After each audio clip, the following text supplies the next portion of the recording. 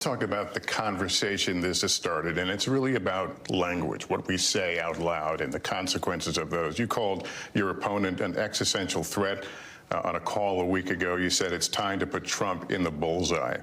There's some dispute about the context, but I think you appreciate that I didn't say words matter. crosshairs. I was talking about focus on.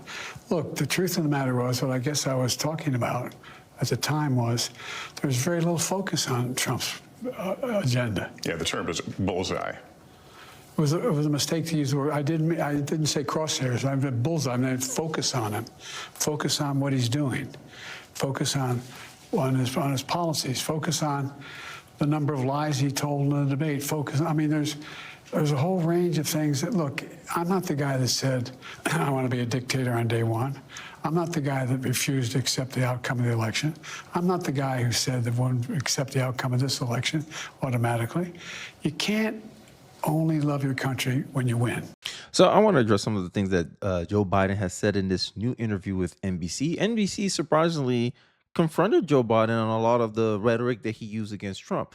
Now, this idea that Trump didn't want to accept the results of the election, he may not want, like, this is my problem with Democrats, right? Many people, Democrat leftist voter, if you're watching this, welcome.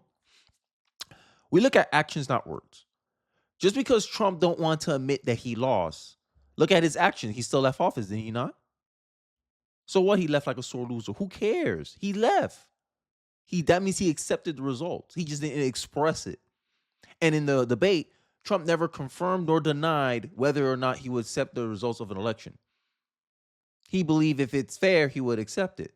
That's where the little nuances y'all leave out. And this is what causes the radicalization against Donald Trump. Because a lot of you people take his stuff out of context. You want to put a framing that you find beneficial to your narrative. This idea of you guys looking good. And that's all it seems like the Democrats care about. They care about nothing but flash, no substance. They just care about looking good, not actually being good. Because he was actually being good. He said, hey, look, we want to make sure there's election integrity, right? We want to make sure that Trump knows, hey, look, no matter how you slice it, you lost. But when Trump tried to verify that in 2020, you guys blocked him at every step of the way. Just same way with the legal cases. Trump wanted to move the venue. You denied him the ability to move the venue. Trump's lawyers felt that the judge was compromised because he donated to anti-Trump causes. The district attorney left him in there anyway. So when Trump sees that, like, hey, I'm trying to verify and trying to make a case where I feel like it's more fair for me, or I want to verify, hey, look, I have some concerns about the election. Can I allow me to investigate? And you just do a rush job, deny him his time at court to decide whether or not to recount or do all this other stuff, like you let Al Gore did during George Bush's close win in Florida. You allow it to happen. Oh yeah, Al Gore, you have questions about Florida? Go ahead. Trump has questions about Pennsylvania, Georgia. No. It was the most safe election, the most secure election in history. Trump's going to take that like, yo, like, are you lying to me? Are you trying to pull a fast one on me? And this is the lack of understanding that Democrats seem to have. This is what happens when you get othered. And this is the thing that Joe Biden is not understanding. Trump has a condition. Hey, look, I'll accept it if this condition is met. It's like logical. If someone says, hey, I want a Ferrari. Hey, the condition to own a Ferrari is you have to pay $400,000. But you ignore that and you just say, oh, yeah, he doesn't want to buy a Ferrari. Come on. But this is the problem that I noticed with a lot of the Democrats' rhetoric. And you saw in the intro, Biden looked pretty pissed.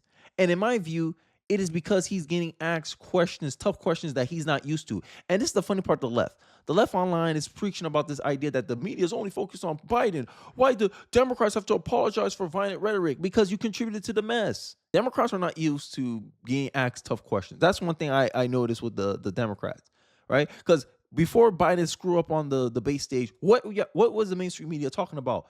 We in July right now. Before June happened, before the last 2 weeks of June happened, what was the mainstream media talking about the rest of this entire year, halfway through the year? Trump.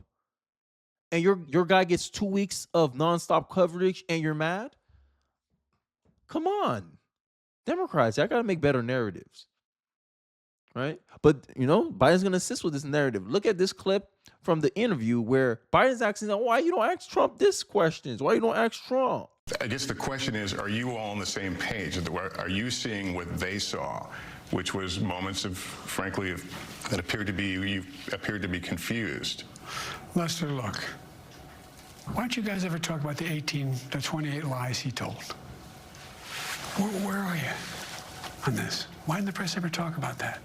28 times it's confirmed he lied in that debate. I had a bad, bad night. I wasn't feeling well at all. And I had been, without it making it, I screwed up. But I just asked the question because the idea that you may or may not have seen what some of these other folks have seen, you're not on the same... I'd have to see I was there.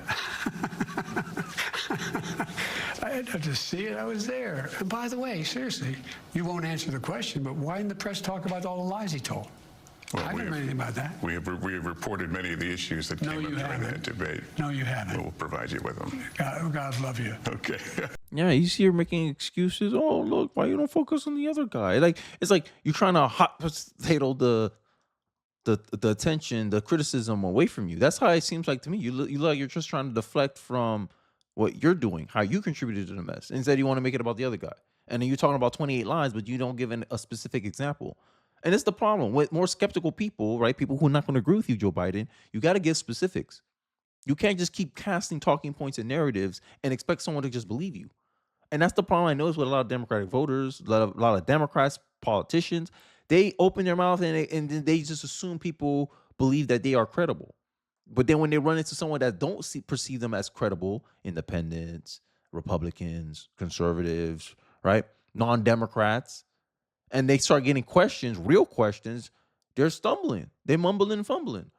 Oh, Democrats are not responsible for political violence because they're never the ones that ratchet it up. Did you see the intro?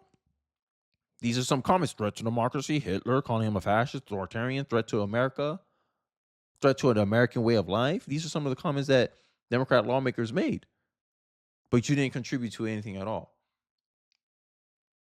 And this is the insanity, right? There's a video going around right now where leftists are literally angry. Oh, it's a shame that the bullet missed. Your voters are saying that, Biden. Democrats. Oh, but you're not contributing to the problem. I got one more clip from the media before I go into this interview. He has said many, many times, after having been questioned many times about this, that he's not stepping down and he's going to be the nominee. So at some point, Democrats have to decide that they want to try to win this election and turn their fire on Donald Trump. I think there is, I shouldn't have said turn their fire. I apologize. That was not the phrase that I meant. They need to turn their focus on Donald Trump. Part of the reason that J.D. Vance matters isn't for these kind of short-term electoral calculations. He matters because of what he means to the Republican Party long-term. This is cementing a kind of nationalism. Yeah. Now, Trump, to your point, I agree with you. He's an instinctive, impulsive, intuitive nationalist. J.D. Vance is an ideological nationalist. That's a much more dangerous virus because he can polish this stuff and make it seem palatable to people. He can sell this stuff to Silicon Valley. He can sell this stuff other places. And what it does is it locks the Republican Party on a pathway that I think is dangerous for the world. Again, the Ukrainians are now in deep trouble. NATO is now in deep trouble. Trump he could have gone with a Nikki Haley and signaled to the world, hey, listen, I got to give stuff to my base, but I'm not going to abandon the world. This pick is a horror on the world stage. So J.D. Vance matters because Donald Trump is pointing the Republican Party in a very scary direction for the long term. But Democrats can't do much to tone down the temperature because they're not the ones turning it up. Bruh, I swear, like, it's like they live in imagination. Like, this is crazy. So you saw Van Jones, commenting on the VP pick. You saw the news lady, I forgot her name, I don't know her name, but in the opener, you saw she mentioned that we need to turn our fire on Trump. Excuse me, right? They're not used to catering or angling their message in a more neutral way. And this is kind of my argument, right? That, hey, the mainstream media, if you look at stats, 87% of the time, 80% of news out there from the mainstream media is negative news against Trump. And the left has the goal to act like and pretend that Biden's getting unfair criticism, Biden's getting unfair coverage when we're supposed to be looking at the other guy's rhetoric. But you do. How many times y'all came out and said, oh, the bloodbath comment was irresponsible. Oh my God, he's xenophobic, racist, fascist. It's just your criticism never had substance against the other guy. I think that's why people tune you out. Trump would say something and you make it bigger than what it is. You exaggerate it in some way or fashion. Oh, he's quoting Hitler. The mainstream media's been talking about Trump.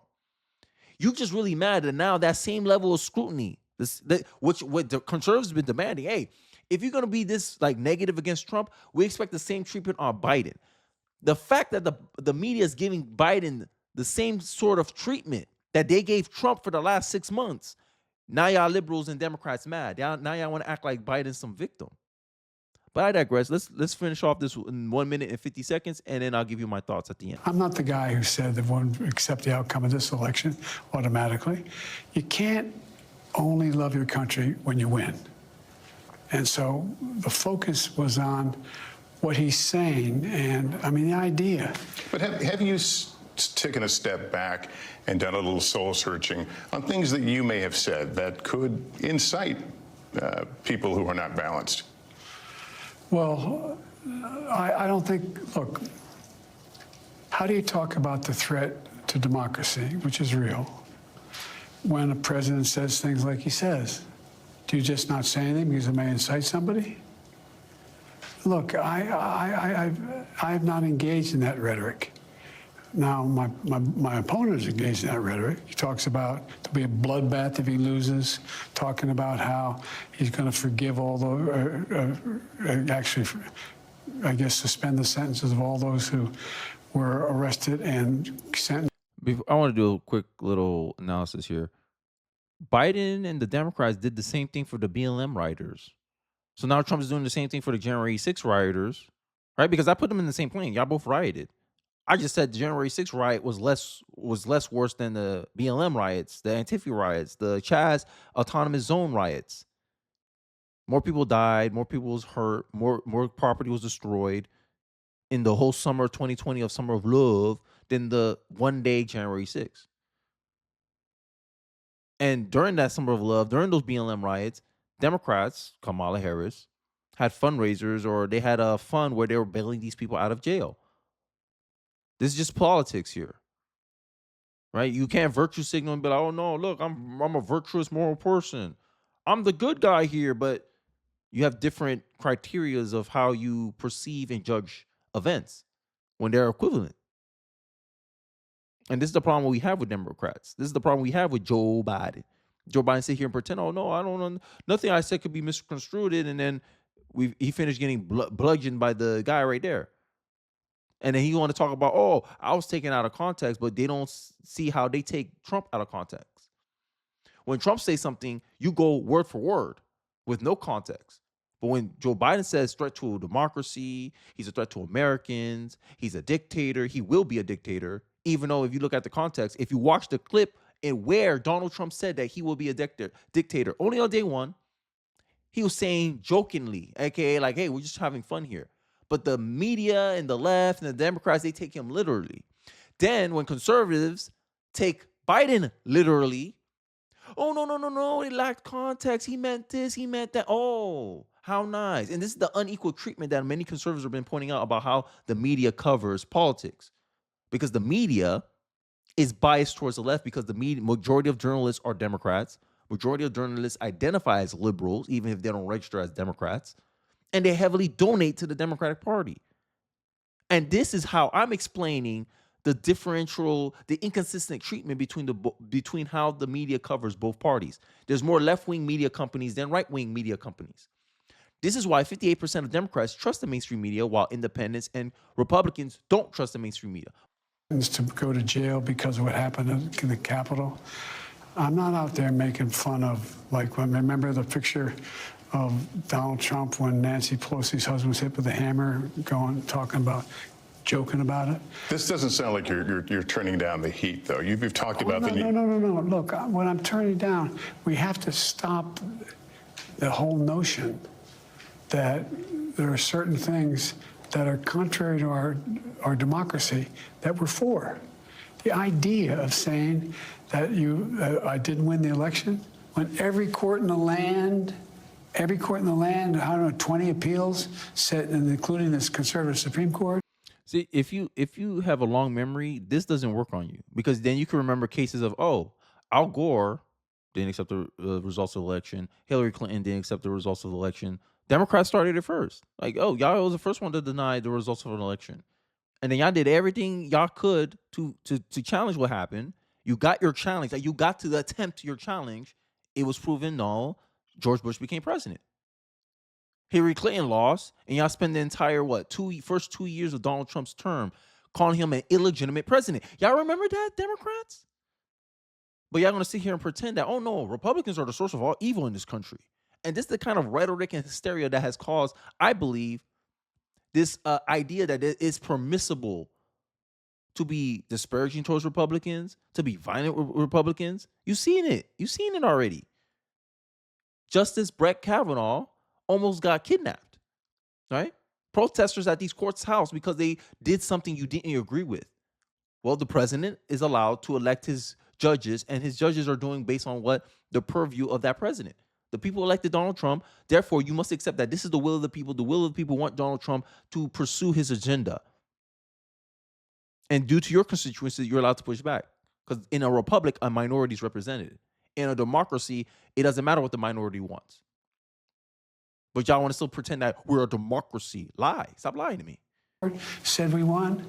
The idea of having a loyalty pledge from all the folks who are in a Republican MAGA, not all Republicans, the MAGA Republicans, saying that, no, we lost the election, inflaming the people to say, So what can you and what will you do, at least things you can control, to lower down the temperature, the rhetoric? That was the whole point of the interview. What can you control? But he's trying to make it about someone else. He's trying to make it about Trump. Is that the Democratic platform now? The Democratic platform has become anti-Trump. Hey, we don't like Trump. You don't like Trump. You vote for us. But it's not about anything because he can't run on anything. The economy's bad. Even though people in mainstream media said the economy's good, it's bad. Most Americans see this economy as not working for them. So you journalists who happen to be educated, possibly well off, more able to deal with the higher cost of living, you might think this is a strong economy. But for many common Americans, this is why the Republican Party is transitioning and realigning to be the party of the working class. And Democrats are becoming the party of the rich and the elite. And that is the reality. Let me know your thoughts in the comment section below, what you think about this interview. Was it good? Not? Disastrous for Biden? There's a lot of gaffes. It was an hour-long video, I remember. But I only show you a couple clips. Let me know your thoughts in the comment section below. Don't forget to like, comment, subscribe. And I'll see you guys on the next one. Peace.